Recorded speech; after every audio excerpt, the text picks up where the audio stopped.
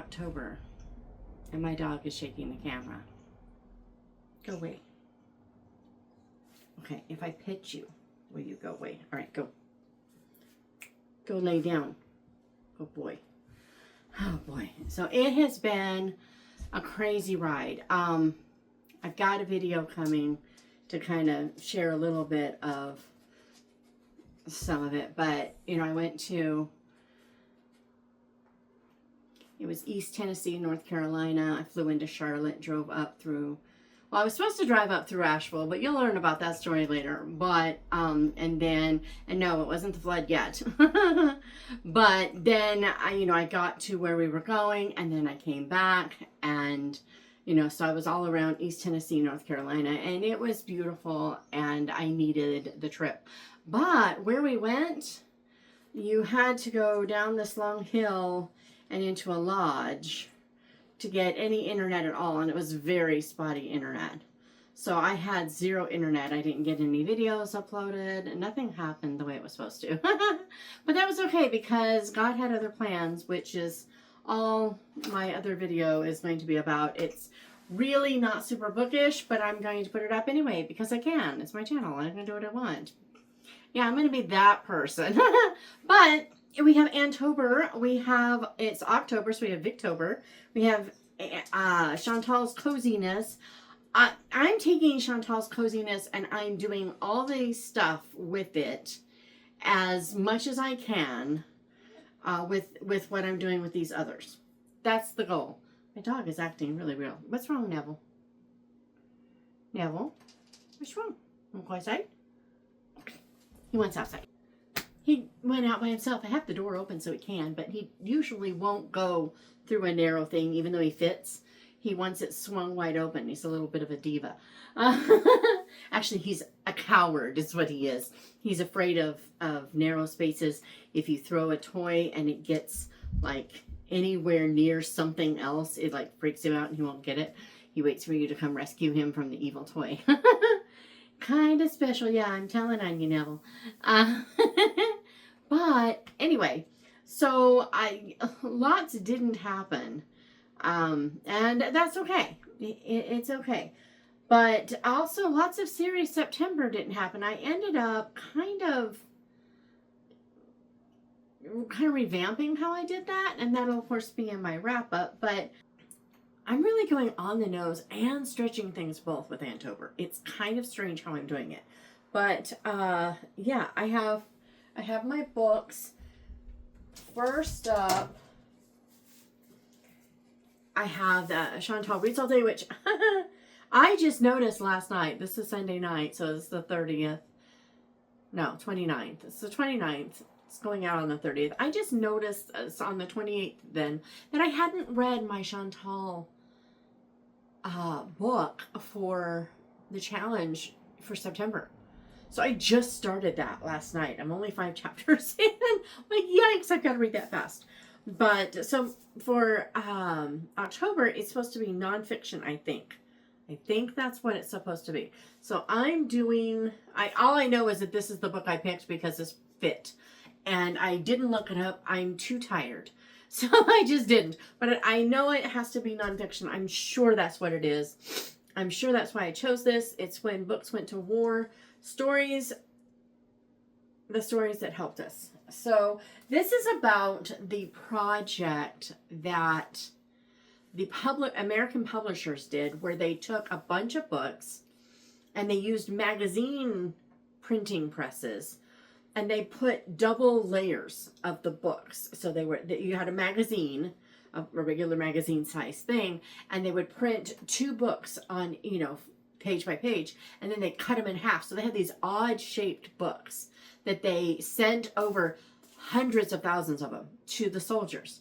And the soldiers, would take these books and they would read a few chapters and they would rip them off and give it to another soldier, and they would keep reading so that they could get passed around even more. It was really fascinating.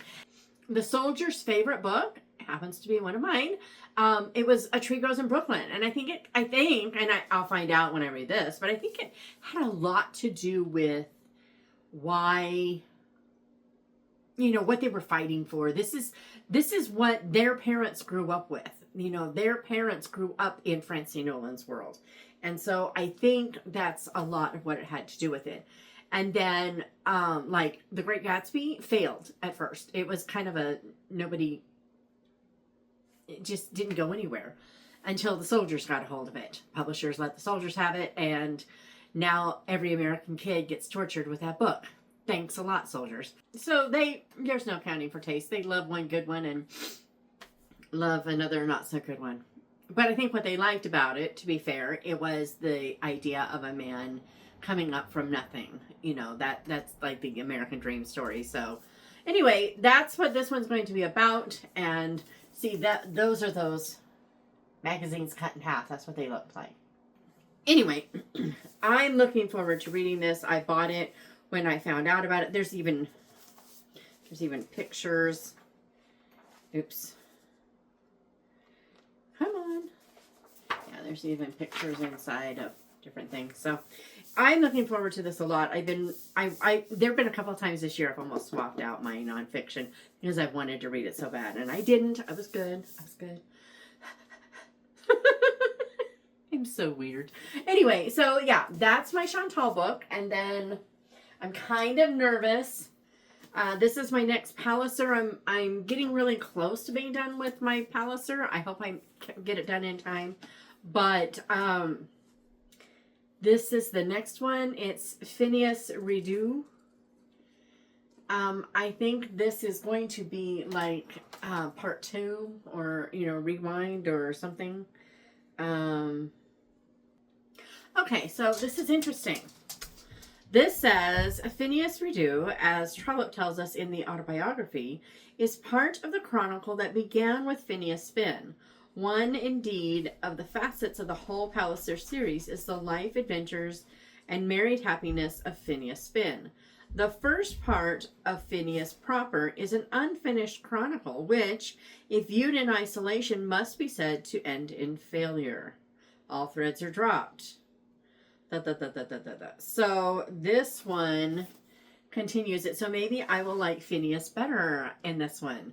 Wouldn't that be wonderful? That would make me very happy. And maybe there'll be less... I don't know. I was going to say less politics, but that looks like that could be some sort of political speech because it does not look like a sermon. Okay, well, hopefully I will like this one better. It feels like this one's a little smaller than that one, so it might be fewer pages. The problem is you can't count it because they start the pages over. So there's like parts of it, and it happens 2 or 3 times sometimes. It's ridiculous. So anyway, but I'm still going to read it because reasons. Okay, so then I have the buzzword reading challenge thing.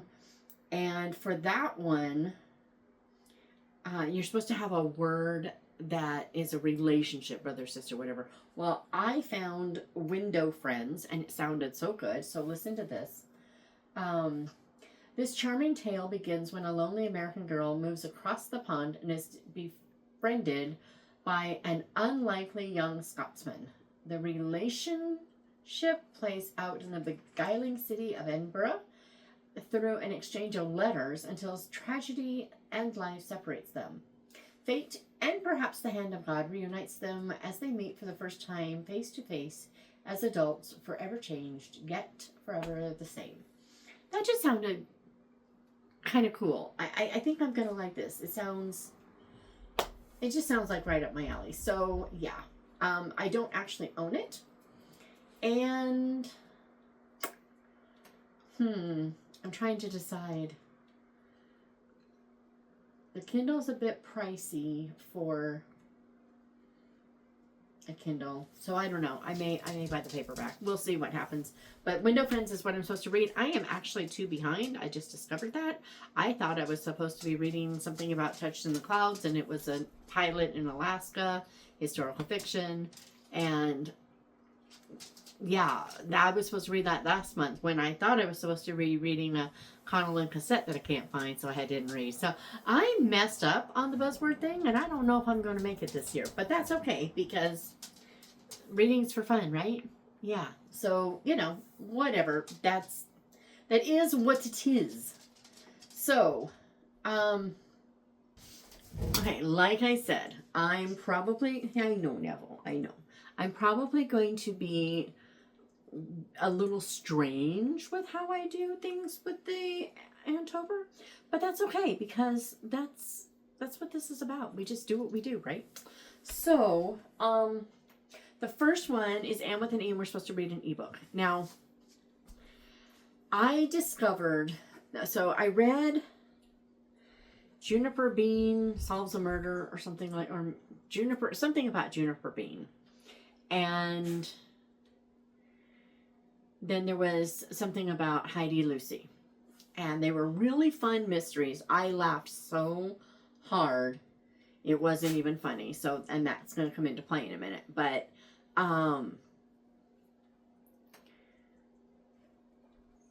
they were a bit sensual for me. They were clean. They were, but they really towed a line. And, I was a little uncomfortable. But then I discovered recently that she has other books that are totally different things. They're not even part of that series. And she's got other, and I thought, well, maybe I should try those. Maybe she, has different levels of discomfort for me. Because I love her writing. And she writes first person present. And I still love it because I love what she does with the characters. She really just has characters who do things that characters should do and seldom do. So, like they talk about things. We never talk about things. Name that movie. Anyway, but so I was thinking about that, but also I may just go over to my NetGalley and pull out one of those. So my ebook will be something. It'll either be Window Friends or maybe, I think her name is Grace Ruth Mitchell. Or Gracie Ruth Mitchell, something. Ruth Grace Mitchell. It's those three names some in there somehow. It may be that. It may be NetGalley. I don't know. It's going to be something. Because something. I was even thinking about When the Twilight Breaks because I never read it on Goodreads. And I've been curious about some of the things that I'm not sure what happened. It's like I can't quite remember. And I wanted to remember, so I might go back to that. I don't know. But I have several NetGalleys, and I would like to finish them. So I think I've got 10 or 12 that I haven't read. And it's like, come on, let's get them done. So there's those options. I don't know what I'm going to do for ebook, but I'm going to do something. So if you know an ebook that you think I should read, please tell me. I would like to know. Okay, then next up is Kindred Spirits, and it's supposed to be a special friendship. So for that one, this is a little unusual. Again, I said I was going to do some unusual stuff, but I'm going to read, I've been wanting to read this so bad, and this is nonfiction. I should be reading these next month, but I really have been wanting to, and I think it's perfect. So this is The Tartan Pimpernel by Donald Caskey. He was a Scotsman, and he went as a minister to France to serve.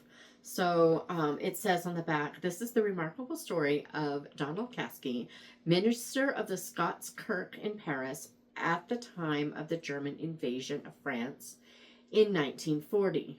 Although he had several opportunities to flee, Caskey stayed behind to help establish a network of safe houses and escape routes for Allied soldiers and airmen trapped in occupied territory.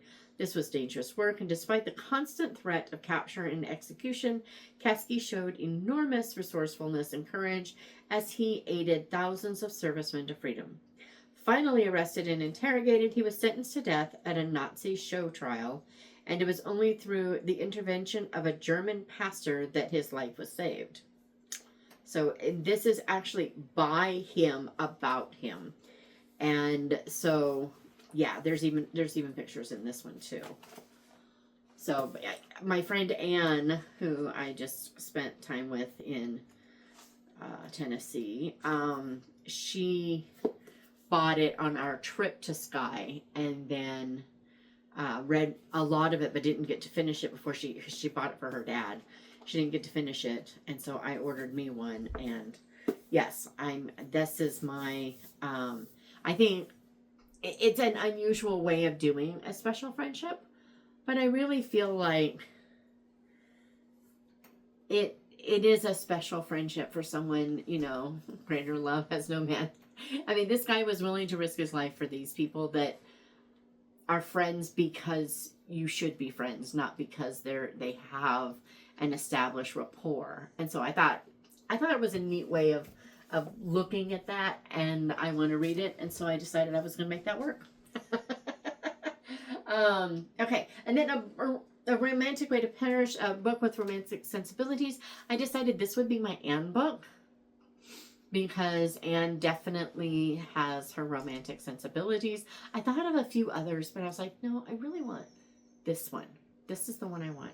Anyway, and so, but I think I want to do audio, just something different.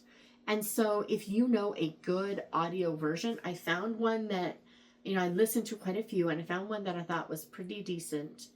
It's one of the Audible exclusives, put out by Audible. One of them was terrible, but this other one was pretty good. But if you know one, I don't like all the sound effects, and one of the best narrators that I heard came with all the sound effects, and I don't want that many sound effects. That just wasn't for me.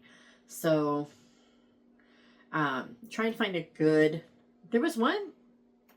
I think Kevin Sullivan himself was reading it, which I thought was really cool, but it was really weird to listen to Anne of Green Gables read by a man. So I was like, yeah, no, we're not doing that. But yes, so I think I'm going to do Anne, and I might just listen to as many of them as I can. We shall see. But there's that. And then the next one was Some Books Are Best Left on the Shelf. That's from the movie, and it was a book that has been on your TBR for a long time. And I'm counting this one. So I am about halfway done with this book, which is ridiculous. I'm enjoying this book. This is by Betty Smith. It's Joy in the Morning. My mom said, read this book. So I started reading this book. And it really is, how many times can I say this book? I've said it a lot. But anyway, this is not a sequel to A Tree Grows in Brooklyn. They are not the same characters, but it reads like one. I'm enjoying the book. There was one part that I was like, uh-oh, I'm not going to like this book. But then Smith handled it really well. She showed people behaving in the way that people sometimes behave, right or wrong, and showed a proper way to handle the fallout from that. And so it was I don't want to say any more, but I need to finish this book. I have been reading this book since before my mom moved in. That was 5 years ago, or just a month shy of 5 years ago. So, hello, I'm only halfway done. It's not like I'm not enjoying it. I don't know why I don't pick it up, but I want to finish it. So this, I'm going to just pick up from where I am, and I'm going to go on, because it's not like I'm never going to read it again. And once I finish it, I'll probably read it again faster. So this is going to be on my TBR for too long, because this isn't just one of the many books that I own that I need to get to. This is a book that I've gotten halfway through and still haven't finished. Just saying. And for a long time. That one, and what is the other one? It's by Erin Bartels, I think. Her All We Carried, or something like that. Everything We Carry. The two sisters on a hike of some sort. Yeah, I that would be another one, because for some reason I don't want that book to end. And I really like the book, and yet it's not her best book. So I don't understand it. I just don't. Anyway, so Annabella, we're just going to stick with Annabella, has never been normal, even by her psychic family standards. Every generation uses their abilities to help run the Ravenfall Inn, a sprawling magical B&B at the crossroads of the human world and the other world. But it's hard to contribute when your only power is foreseeing death. So when 14-year-old Colin Pierce arrives at Ravenfall searching for his missing older brother and the supernatural creature who killed their parents, Anna jumps at the chance to help. But the mysteries tied to Colin go much deeper than either of them expects.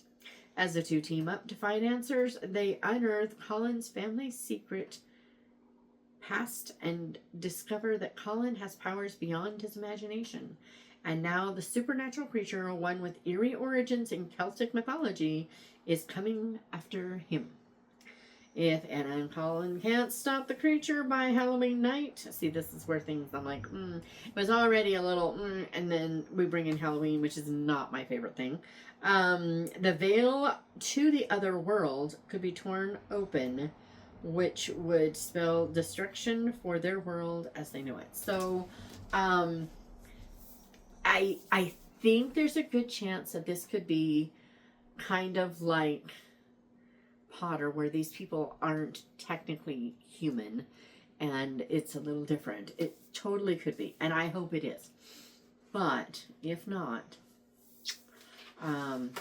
this could go by the wayside. Does it have an interesting cover? Not really. But it did get a dribble of blue, and then the book cloth got put over it, and so that's kind of interesting. But anyway, so I'm hoping, though, I really would love this book, but we shall see. So if you know I'm not going to like it, and if you can tell me why I shouldn't read it, I would love to know, because there are plenty of beautiful books that I own. I would probably do Delphinium, whatever, by Holly Varney, maybe, because that's a beautiful book. Or, like, I never got to Something Borrowed. So I could totally, go to that. I'm really sad. Most of my plans for Series September just went by the wayside. But oh well, it's what it is. Okay, and then No Mistakes was a book with a school in it, and I'm just going to continue the Harry Potter series on audio while I'm at it. But if you know a really good school story, I would be happy to be convinced to do something else. Why not, right? I can recommend, if you like mysteries, the second book in Benedict Brown's Lord Edgington series takes place at Christopher's school. So it's a boys' school in 1920s England and all the things that can go wrong there. So if you're looking for something, that was a good one. I feel like you would enjoy it a little more if you'd read the first one, but not because you need to have read the first one, but that it's just a better reading experience to read them in order. That's my theory. And I will definitely be reading more from that. I've already bought the next one that just came out on audio, because the minute anything by him comes out on audio, I buy it, because yes. Okay, and then so that was No Mistakes. Then for Imaginations Come True, and it was supposed to be a book where dreams come true. Now, I'm definitely stretching this. Again, I would love suggestions, but I'm stretching this, and I know I am. But I have the Finders Keepers Library by Annie Raines. The only thing better than a good book is sharing it with someone you love. So, in this charming story of love, laughter, and finding your way, best-selling author Annie Raines shows us that the sun always shines after the rain. So, this says, have I read anything by Annie Raines? I don't even know where I found out about this book. But anyway, it says, for a gardener blessed with a green thumb, Susanna Collins' life sure seems like it's all thorns, 0 roses. She has no job, no relationship, and no place to live. With nothing but a car full of plants and her new rescue kitten, Savannah heads to Bloom, North Carolina to spend the summer with her beloved Aunt Eleanor, a retired librarian. Her aunt shares her love of literature through the Finders Keepers Library, located in her beautiful garden, where anyone can stop by to pick a book or leave a book. When a sudden summer storm destroys the library and many of the roses, it'll take a village to get everything ready for the garden wedding that is planned there in just 3 weeks. So obviously there's going to be a lot of little dreams come true, and it feels like it's not just dreams come true, but also dreams you didn't know you had coming true. And I thought that sounded like a really good way to fill that prompt. And so yeah, that's definitely must do it. Now, we're supposed to do an author that makes you laugh, and this should be easy. I have lots of authors who make me laugh. Couldn't think of one except for that Grace Ruth Mitchell or Ruth Grace Mitchell or whatever Mitchell. She's the only one that comes to mind. We had that board that they made with the books for the backdrop for the wedding. It's covering my bookshelves in that back room, and that's, I'm sure, part of it. I thought about just like rereading Kathy Swanson's Snow Angels, because I laugh so hard. Kathy makes me laugh. She is hysterical. And so I thought about that. And she does have, I didn't read all of last year's #Hitched at Christmas from the collection. So I could read that. It would be an ebook.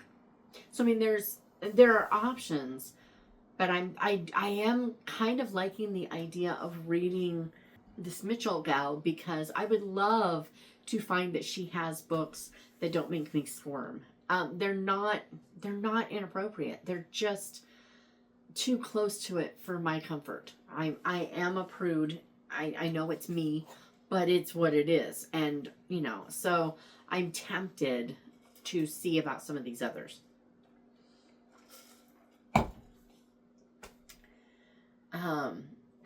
And that's what I have. I had lots of recommendation ideas, and I started to like make this with the recommendations too. And then I was like, you know what? No, I'm not going to do that. There's lots of books out there. Everybody knows what they like and what they don't, and they want to make it fit their, you know, what you're already reading and everything. So I decided not to do that.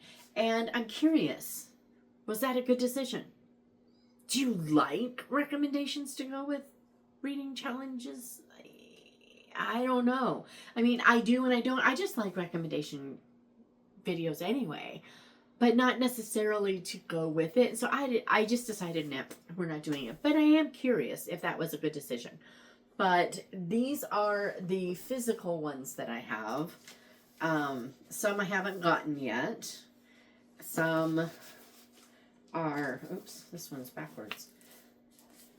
Some I haven't gotten yet. Some I will get soon. Some I'm not, you know, I would have to show their audio or their ebook. I'm not going to drop that, no. So, you know, but as far as a stack, it's a much smaller scale than I had, but I do have a book to finish, edit, and publish this month. And I just agreed to write a Valentine rom-com, and so that'll have to come fast too. So I figured I probably should try to keep my list low, and I do want to kind of try to finish up some of those buzzword readathons. I'm almost done with a couple of books up there, and I want to finish. I really want to finish stuff. I'm in the mood to finish. So I do have that. I'll have a wrap up where I did finish finally my last Googe, and so I can finally do my Googe, you know, these are the Googes, these are the ones I like, these are the ones I didn't like, what all about them and all the things. So my Googe video is coming now that I got that done, but we'll be talking about that in my wrap up. These are it. This is my little pile plus a few audios / ebooks. But so it's small, but it's good. I think it's a healthy pile, especially since these books take so long to read. And 2 of them are nonfiction, which sometimes take longer. I suspect this one will read more like a story, so I don't think it'll be as much, but I have no idea how hard this one will be to read. But on the other hand, I think Anne read most of it on the plane on the way back from England, so it might not be too bad. But you never know with nonfiction. You just never know. So yeah, this is what we have. And again, if you know a reason I should definitely read something or skip something, I would like to know that. And yeah, what you got planned for October? I have not much, just a few more. But that's okay. I think it'll be a good choice because then, you know, anything that isn't finished over there, I can get finished. So I have to take a lot of books and put them away. Yeah, I can't get to where they belong. This is going to be a mess, guys. This is going to be a mess. Well, I'll see you guys on Thursday. Bye.